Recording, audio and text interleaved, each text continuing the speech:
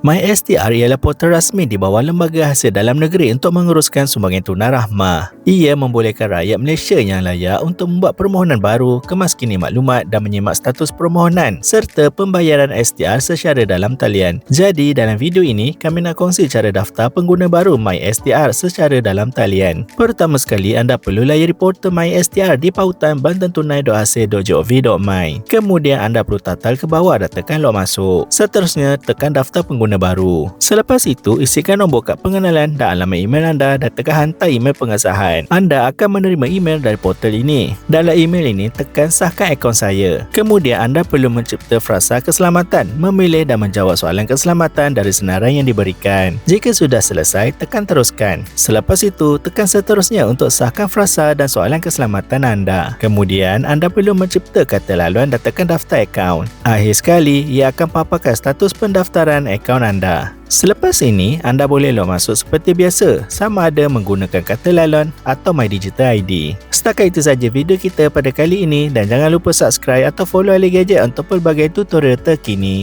Bye!